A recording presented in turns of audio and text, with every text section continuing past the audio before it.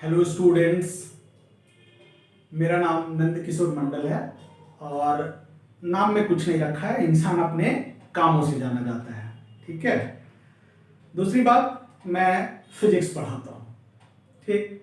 अच्छा, जैसा कि तुम लोग देख ही रहे होगे कि बोर्ड पे मैंने हेडिंग लिख रखा है कि ये मेरा पहला लेक्चर है 10 to 11 moving science students. Basically मैं साइंस स्टूडेंट्स के लिए ये वीडियो बना रहा हूँ। ठीक है। चलो, तो मैं ना हर इंसान के एजुकेशनल लाइफ को ना 3 फेज में एनालाइज करता हूँ। ठीक है, बताता हूँ। ठीक है, तो पहला फेज है स्कूल लाइफ। ठीक है, LKG टू क्लास 10। दूसरा phase class 11 and class 12 and third phase is college life. ठीक है, तो इसको मैं तुम लोग को साइंस के एक फैक्ट से रिलेट करता हूं। हम लोग 7, 8, 9, 10 में पढ़ चुके हैं कि वाटर एग्जिस्ट इन 3 फेज। ठीक है, कौन कौन सा? 0 डिग्री के नीचे वाटर होता है सॉलिड फेज में, बोले तो हमें यहां आइस मिलता है। 0 डिग्री से 100 डिग्री तक हमें वाटर मिलता है लिक्विड फेज में, और 100 डिग्री से ऊपर गैस फेज, बोले तो स्टीम या वेपर, है ना, ये जानते हैं। सिमिलरली हम लोग अपने या किसी भी इंसान की एजुकेशनल लाइफ को ना 3 फेज में देख सकते हैं। ठीक है, कौन सा हम बता रहे हैं, बता भी दिए अभी जस्ट, पर उसको एक्सप्लेन करते हैं। पहला फेज है क्लास LKG टू क्लास 10। ठीक। दूसरा फेज क्लास 11 एंड क्लास 12, और तीसरा फेज जो अपना होता है ये क्लास 12 के बाद ये अपना कॉलेज लाइफ। ठीक। अच्छा, जैसा कि यहां पे वाटर ही है, लेकिन तीनों फेज में देखो प्रॉपर्टीज कितनी अलग है। सिमिलरली ना इंसान के यहां पे इन तीनों फेज, ये फर्स्ट फेज, ये सेकेंड फेज और ये थर्ड फेज, इन तीनों फेज में ना पढ़ाई को लेकर के भी काफी डिफरेंसेस हैं। कैसे बता रहे? क्लास LKG से क्लास 10 तक हम लोग स्कूल में पढ़ाई करने के बाद घर पे अगर 2-3 घंटे भी पढ़ लेते थे ना तो बहुत अच्छा था, काफी अच्छा रिजल्ट कर सकते थे। घर पे 2-3 घंटे की पढ़ाई, कभी कभार 4 घंटे पढ़ लो, उतने में ही बहुत अच्छा रिजल्ट हो जाता है अगर स्कूल में अच्छे से पढ़े तो।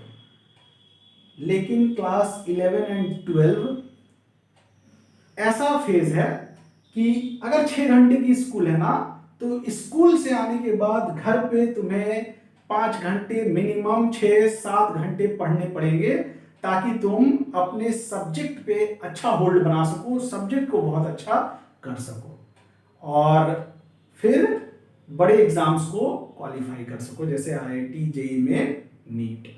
ठीक है, मिनिमम स्कूल के बाद तुम्हें 5-6-7 घंटे घर पे पढ़ने ही पड़ेंगे, या जिस दिन हॉलीडे है, जिस दिन संडे है, उस दिन ना तुम्हें घर पे मिनिमम 10 घंटे, 12 घंटे, 13 घंटे, 14 घंटे पढ़ने पड़ेंगे।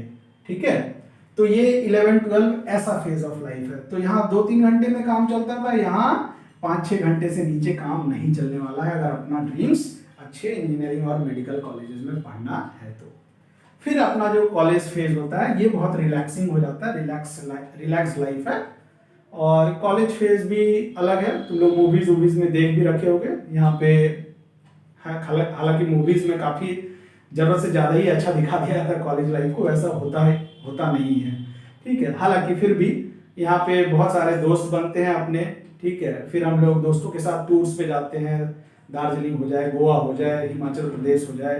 ठीक है, और गर्लफ्रेंड बॉयफ्रेंड भी बनते हैं। ठीक है, ठीक, ये कॉलेज लाइफ में।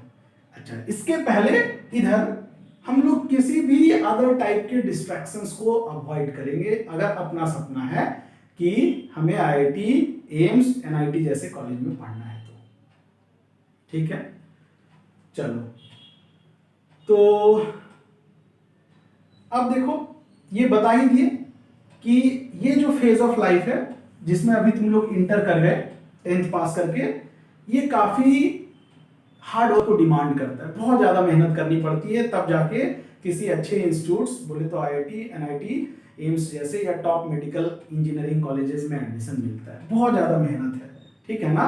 एक कहावत है कि अगर स्वर्ग तुम्हें चाहिए तो मरना तुम्हें ही पड़ेगा, ठीक है। मतलब अगर तुम्हें ही आईआईटी, एनआईटी, एम्स जैसे कॉलेजेस में एडमिशन लेना है ना, तो तुम्हें ही जी जान लगा के, मतलब बहुत सेक्रीफाइस करके पढ़ना पड़ेगा, ठीक है।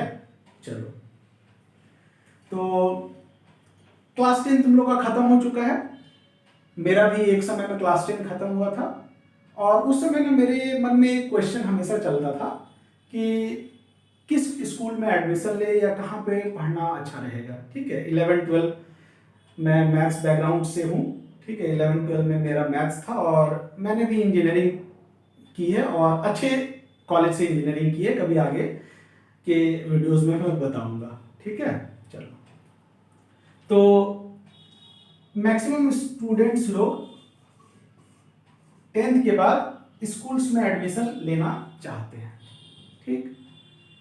तो बहुत सारे स्टूडेंट्स के मार्क्स बहुत अच्छे हैं, 90% एंड एबव है, 94, 95, 97% है, और बहुत सारे स्टूडेंट्स ऐसे हैं जिनके मार्क्स है 65, 70, 75, ठीक है, 80% है, ऐसे करके, ठीक। तो हर लगभग तुम लोग के नॉलेज लेवल पे उतर के बात करें ना, तो तुम लोग को लगता होगा कि अब 11-12 में भी ना हमें अपने सिटी का, अपने शहर का सबसे अच्छा स्कूल में एडमिशन हो जाता ना, बहुत महंगे स्कूल में, बहुत बड़े स्कूल में एडमिशन हो जाता ना, तो बहुत अच्छा रहता। यही सोचते होगे और इच्छा भी होगी वही, ठीक है।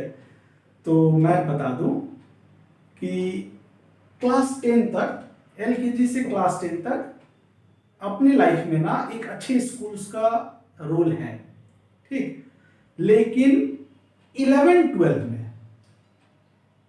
स्कूल का कोई खास रोल नहीं है अगर हमें इंजीनियरिंग और मेडिकल एंट्रेंस क्वालिफाई करना है तो। क्या बोले कि 11-12 के लाइफ में ना किसी भी बड़े स्कूल का कोई उतना रोल नहीं है। मतलब 11-12 में बहुत सिंपल से स्कूल में भी एडमिशन ले लो, बस इतना वो कर दे कि 12 में तुम्हें बोर्ड देने के लिए एडमिट कार्ड दे दे, ठीक है, काफी है। उसी स्कूल में एडमिशन ले लो, पैसे बचा लो, सस्ते स्कूल में एडमिशन ले लो, ठीक है। अच्छा, जो फाइनेंशियली स्ट्रांग है, ठीक है ना, वेल ऑफ फैमिली से आते हैं, तो उन्हें मना नहीं कर रहा हूं मैं, तुम्हारी मर्जी, तुम्हारा अपना पैसा, तुम लो एडमिशन, कोई दिक्कत नहीं। लेकिन जो, ठीक है, जनरल बहुत लोअर मिडिल क्लास है, कम पैसे हैं, 10 तक किसी तरह एवरेज स्कूल में पढ़ लिए या अच्छे स्कूल में पढ़े, 11-12 में ना किसी भी सिंपल स्कूल में एडमिशन ले लो, ठीक है। और जो पैसा बचता है उस पैसे को ना, यहां से जो स्कूल से तुम पैसा बचा पाए, मतलब कम फीस वाले स्कूल में पढ़े, ठीक है, वो जो पैसा बचा है ना, अब उसको किसी कोचिंग इंस्टीट्यूट्स में, उस पैसे को कोचिंग इंस्टीट्यूट्स, ठीक है ना, इंस्टीट्यूट्स देख लेना स्पेलिंग, और या किसी अच्छे इंडिविजुअल जो फैकल्टीज होते हैं ना शहर में, फिजिक्स, केमिस्ट्री, मैथ्स, बायो के, उनसे पढ़ने में उस पैसे को लगा दो, ठीक है। क्या बोले कि जो थोड़े, जिनके फैमिली में फाइनेंशियल थोड़ा प्रॉब्लम है, सस्ते स्कूल में पढ़ लो, और जो पैसे बच रहे ना उन्हें तुम इंस्टीट्यूट्स में लगा दो या अच्छे टीचर्स को लगा दो, अगर तुम्हारा सपना है कि मुझे आईआईटी या एम्स में एडमिशन लेना है तो, ठीक है। क्योंकि 11-12 में ऐसा क्लास है बाबू कि स्कूल का जो करिकुलम होता है ना, मतलब स्कूल के करिकुलम में साल भर देखो तो 70-80 डेज का हॉलीडे चल जाता है, ठीक है। तो और अगर एक क्लास लगती है 45 मिनट या 1 घंटे की, फिजिक्स, केमिस्ट्री, मैथ्स की, ठीक है। तो स्कूल के फ्रेमवर्क में देखें ना, तो 11-12 का सिलेबस, जो इंजीनियरिंग और मेडिकल का सिलेबस है ना, वो स्कूल के बस की बात नहीं होती, वो नहीं कंप्लीट करा पाएंगे। प्लस दूसरा पॉइंट ये कि स्कूल के 90% टीचर्स 80% टीचर्स के पास ना वो रिक्वायर्ड डेप्थ ही नहीं है कि तुम्हें आईआईटी और मेडिकल की प्रिपरेशन करा दे। ठीक है, तो उसके लिए तुम्हें क्या करना पड़ेगा, कोचिंग इंस्टीट्यूट्स में पढ़ना होगा या इंडिविजुअल जो फैकल्टीज हैं शहर में अच्छे फैकल्टीज उनके पास पढ़ना पड़ेगा। ठीक है, तब जाके तुम आईआईटी नीट जैसे एग्जाम को क्वालिफाई कर लोगे। और नहीं पढ़े तो कोई दिक्कत नहीं, 11-12 सिंपल अगर अपनी मेहनत से भी पढ़े हो, ठीक है, तो भी तुम अच्छा कर सकते हो, कोई दिक्कत नहीं। सेल्फ स्टडी से भी कुछ परसेंटेज लोग बहुत अच्छा कर लेते हैं। बाकायदा तुम कोचिंग इंस्टीट्यूट्स और टीचर्स फैकल्टीज के नोट्स जुगाड़ कर लेना और उसको पढ़ना। ठीक है ना। अच्छा, अब जो जमाना अभी जो हम लोग चल रहे हैं ना, ये काफी डिजिटल हो चुका है। ठीक है ना, तो यहाँ पे ना ऑनलाइन एजुकेशन की भी काफी सुविधाएं बढ़ चुकी है, तुम लोग जान ही रहे हो। तो वैसे स्टूडेंट्स जिनके पास बहुत पैसा नहीं है ना, जो अफोर्ड नहीं कर सकते कोचिंग इंस्टीट्यूट को या इंडिविजुअल फैकल्टीज को, तो वो सिंपली मोबाइल में भी ना बहुत सारे लेक्चर्स पढ़े हुए हैं यूट्यूब पे अच्छे अच्छे टीचर्स के, वो पढ़ सकते हो।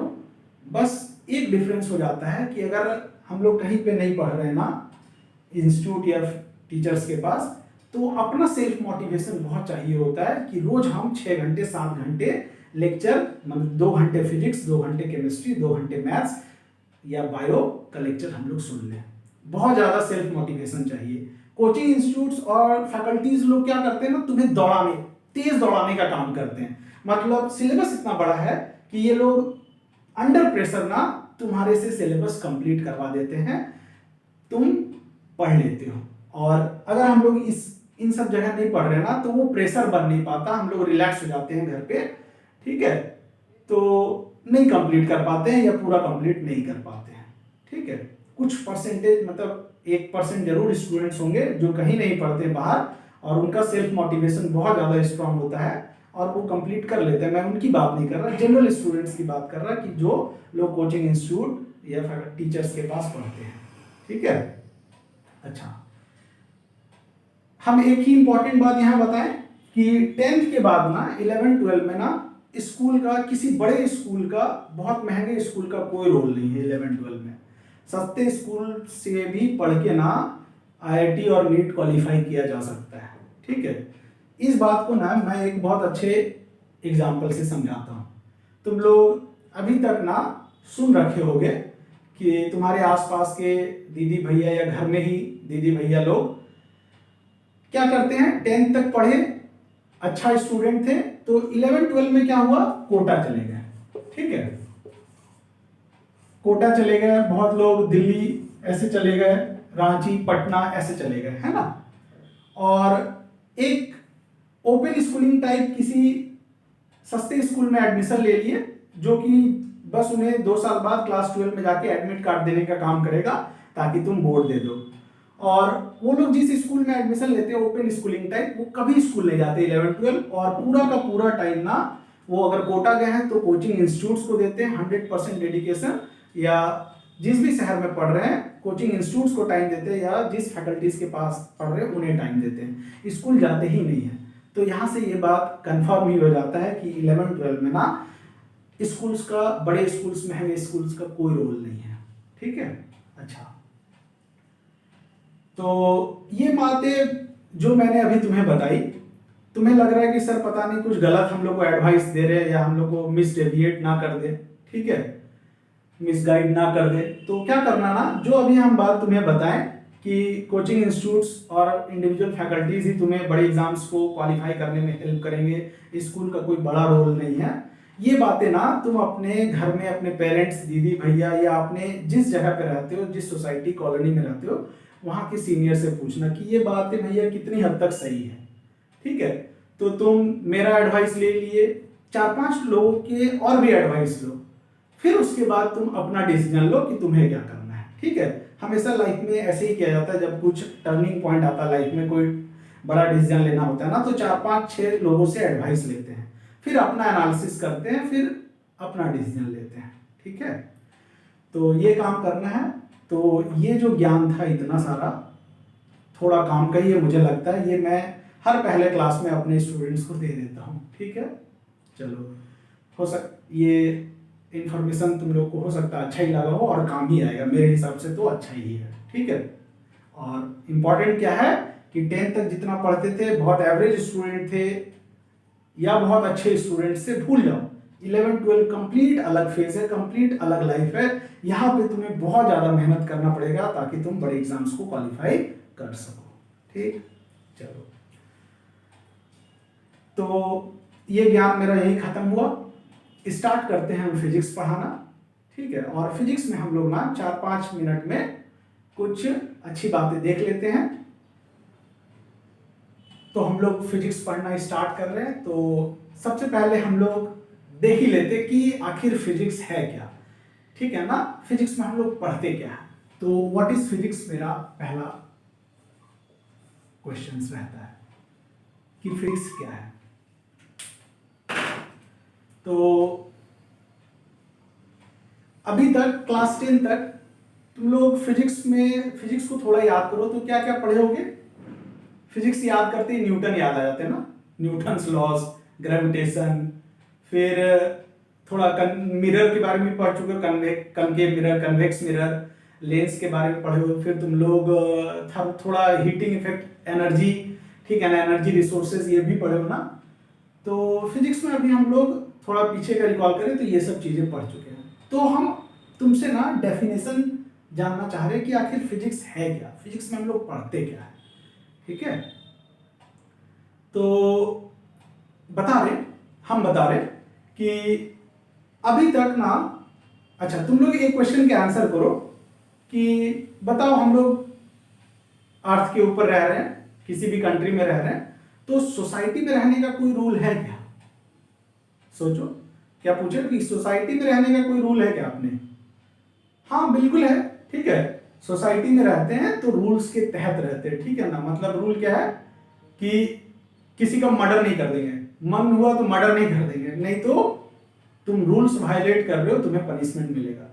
चोरी नहीं करेंगे, ठीक है, अगर करते हो तो तुम्हें पनिशमेंट मिलेगा। सिमिलरली और तरह के क्राइम्स नहीं करने हैं, तो ये रूल है सोसाइटी में रहने का। सिमिलरली रोड पे भी चलने का कोई रूल है क्या।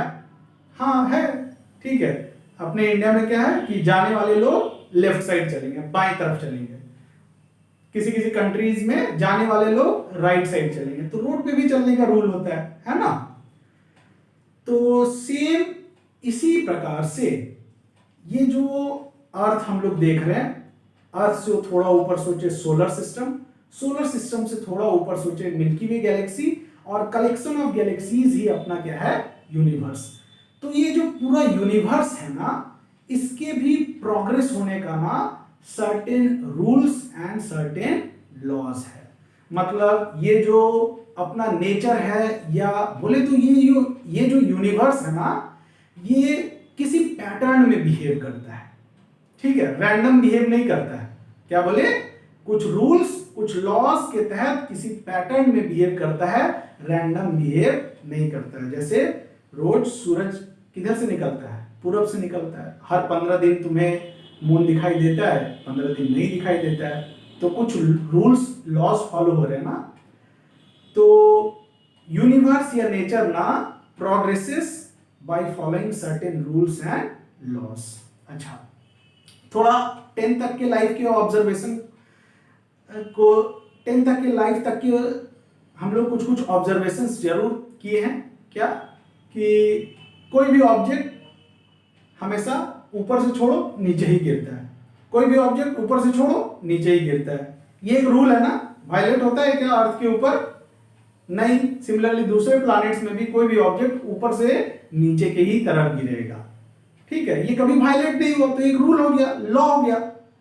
अच्छा, फिर दूसरा ऑब्जर्वेशन तुम लोग देखे होंगे कि अगर चाय रखी हो, गर्म चाय टेबल पे या दूध, तो समय के साथ वो ठंडा ही हो जाता है ना। यही देखे होंगे बचपन से लेकर क्लास 10 तक कि समय के साथ वो ठंडा ही हुआ है। तो ये भी एक लॉ हो गया ना, रूल हो गया ना, कि हीट का फ्लो ऑलवेज होगा high temperature body to low temperature body, ठीक है। सराउंडिंग, लो टेम्परेचर पे कौन है, सराउंडिंग। हाई टेम्परेचर पे कौन है, कंटेंट्स ऑफ टी। थर्ड एक चीज तुम लोग और ऑब्जर्व की होगी, मैग्नेट्स के साथ खेले होगे। तो कभी कभी मैग्नेट्स क्या होते हैं, अपोजिट पोल्स जब आते हैं ना तो चिपक जाते हैं, और कभी कभी वही दोनों मैग्नेट्स ऐसे पोल्स ओरिएंट हो जाए कि कितना भी ताकत लगा लो तुम उसे, ठीक है ना, चिपका या उसे स्टिक नहीं करवा सकते। तो ये भी एक रूल और लॉ है, ठीक है ना, मैग्नेट के केस में, कि opposite poles attract each other and similar poles repel each other. Similarly charges के बारे में भी एक लॉ है, ठीक है, कि opposite charges attract each other and similar charges repel each other, ठीक है। अच्छा, बायोलॉजी का भी एक लॉ है कि opposite gender attract each other and, नहीं, सिमिलर जेंडर भी अट्रैक्ट करते हैं, ठीक है ना, अपोजिट जेंडर तो अट्रैक्ट करते हैं, ये लॉ है बायोलॉजी का। तो हम समझा दिए कि यूनिवर्स के प्रोग्रेस होने का ना सर्टेन रूल्स है एंड लॉज है। तो जिस सब्जेक्ट में हम लोग नेचर के लॉस को पढ़ेंगे ना, वही सब्जेक्ट अपना क्या है, फिजिक्स। तो फटाक से डेफिनेशन लिख लो, व्हाट इज फिजिक्स? तो study of nature and its loss. ये इंपॉर्टेंट है कि नेचर के लॉस का ही स्टडी ही अपना फिजिक्स सब्जेक्ट है, ठीक। हम लोग इसमें नेचर के लॉस को डिकोड कर रहे हैं, ठीक है। चलो, अच्छा, फिजिक्स में ना हम लोग क्लास 10 तक भी तुम लोग देखे होंगे कि मैथमेटिक्स का यूज है। तो फिजिक्स के कंटेक्स्ट में मैथमेटिक्स का क्या इंपॉर्टेंस है या मैथ्स का क्या इंपॉर्टेंस है, तो बहुत सुंदर एक लाइन डेफिनेशन लिखा गया है। और ये भी डेफिनेशन तुम्हें मिलेगा, एक एच.सी. वर्मा सर की किताब आती है, बहुत अच्छी किताब है 11-12 के लिए, उसी में ये डेफिनेशन लिखा है। और उसी में मैथ्स का भी डेफिनेशन लिखा हुआ है, maths is the language of physics. Maths is the language of physics. Mathematics की हेल्प से हम लोग फिजिक्स समझते हैं, ठीक। चलो, तो फिजिक्स का डेफिनेशन देख लिए। अच्छा, तुम लोग 10 से 11 इंटर किए, जैसे ही फिजिक्स का डेफिनेशन देख लिए ना, तो लगे हाथ ना हम लोग थोड़ा एक मिनट में ना केमिस्ट्री और बायो का भी डेफिनेशन देख लेते हैं तुरंत। फिजिक्स का डेफिनेशन बता दिए, study of laws of nature, ठीक है ना, study of nature and its laws. Chemistry का क्या डेफिनेशन होता है? तो केमिस्ट्री बोलते ही तुम्हारे मन में ना periodic table, hydrogen, helium, lithium, beryllium, यही सब याद आने लगता होगा, ठीक है। तो केमिस्ट्री सब्जेक्ट वो सब्जेक्ट है ना जो बताता है कि दुनिया में तुम्हें जो भी मैटर दिख रहे हैं, जो भी मैटर, ठीक है, मैटर में हम लोग लिविंग थिंग्स भी आ गए, लिविंग बींग्स भी आ गए और नॉन लिविंग थिंग्स भी आ गए। तो जो भी मैटर प्रेजेंट है ना, वो बना कैसे है, किन किन एलिमेंट से बना है, ठीक है। मतलब केमिस्ट्री बताता है फॉर्मेशन ऑफ मैटर, और मैटर लिविंग भी हो सकता है या डेड भी हो सकता है, ठीक। अच्छा, बायो का क्या डेफिनेशन है, या बायो में हम लोग क्या पढ़ते हैं? तो bio means biology, bio means he होता है लाइफ ना। तो बायोलॉजी बेसिकली है लाइफ साइंस। अच्छा, बोले तो लाइफ साइंस बोल दे तो एक लाइन में क्या लिख सकते हैं? स्टडी ऑफ लिविंग बींग्स, है ना। अच्छा, तो तुम लोग को अगर हम बोले कि लिविंग बींग्स के ना दो ब्रॉड कैटेगरीज हैं, बता सकते हो कौन कौन से कैटेगरीज हैं? थोड़ा सोचो। लिविंग बींग्स के दो ब्रॉड कैटेगरीज हैं, तो दो ब्रॉड कैटेगरीज हैं, एक है एनिमल कैटेगरी और दूसरा है प्लांट्स कैटेगरी, ठीक। और एनिमल कैटेगरी के स्टडी को हम लोग जूलॉजी बोलते हैं और प्लांट कैटेगरी के स्टडी को हम लोग बॉटनी बोलते हैं, ठीक है।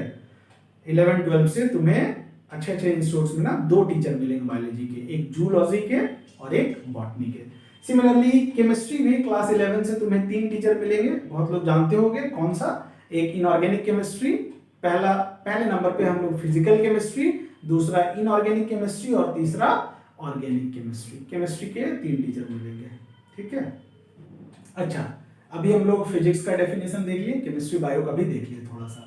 अब फिजिक्स में हम लोग क्या पढ़ेंगे 11-12 में ना, उस पर थोड़ा नजर डाल देते हैं। तो बोले तो इसको हम लिखते हैं ब्रांचेस ऑफ फिजिक्स। ठीक, तो जो फिजिक्स है ना अपना, इस सब्जेक्ट के भी कई ब्रांचेस हैं। ठीक, जैसे क्लास 5 तक साइंस होता था, 6 से तुम लोग जानेंगे कि साइंस के 3 डिवीजन हो गए। ठीक है, फिजिक्स, केमिस्ट्री, बायोलॉजी। सिमिलरली अगर फिजिक्स की बात करें ना, तो इसके भी, इस सब्जेक्ट के भी कई सारे ब्रांचेस हैं, कई सारे एरियाज ऑफ स्टडी हैं। ठीक है, तो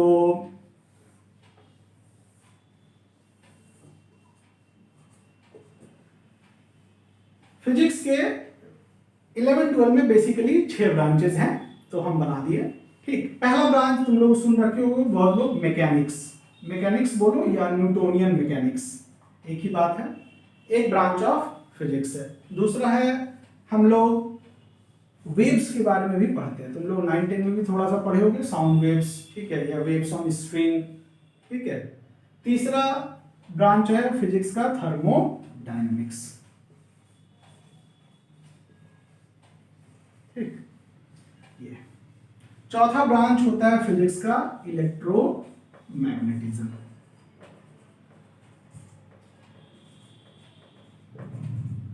पांचवा ब्रांच ऑफ फिजिक्स है ऑप्टिक्स। और फिर एक और ब्रांच ऑफ फिजिक्स है अपना मॉडर्न फिजिक्स। मॉडर्न फिजिक्स क्या है? Physics after the discovery of electron is called modern physics. ठीक, तो ये जो 6 ब्रांचेस है ना, ये 3 ब्रांचेस मिलके कंप्लीट करते हैं क्लास 11 एनसीईआरटी को, और ये 3 ब्रांचेस मिलके कंप्लीट करते हैं क्लास 12 एनसीईआरटी को। ठीक है, तो ये अपना 11-12 का सिलेबस है। बहुत अच्छा, लिख लोगे कॉपी में, अच्छा लगेगा। ठीक है, अच्छा, तो आज के जो मैंने फर्स्ट वीडियो में तुम्हें अपने कुछ एक्सपीरियंसेस बताए, ठीक है, उसके बाद तो ये 2 चीजें जो सिंपल वो बताई। तो अगर पहला वाला पार्ट तुम्हें बहुत अच्छा लगे ना, कि तुम्हें कुछ अच्छी बात पता चली हो, तो वीडियोस को लाइक कर देना। ठीक है ना, ये मुझे मोटिवेशन देगा।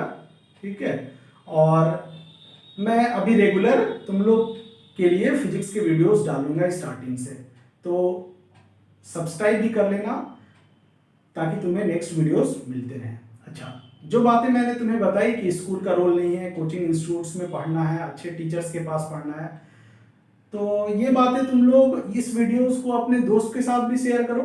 ठीक है, और शाम को जब उससे मिलो कभी फुर्सत में, तो ये सब बातें डिस्कस करो, अपने दीदी भैया लोग से भी डिस्कस करो। तो कुल मिला के वीडियोस को शेयर करो, इससे मुझे भी कुछ बेनिफिट्स है और तुम लोग को भी कुछ बेनिफिट्स हैं। ठीक है, दैट्स ऑल। ये पहले लेक्चर में इतना ज्ञान काफी था। धन्यवाद।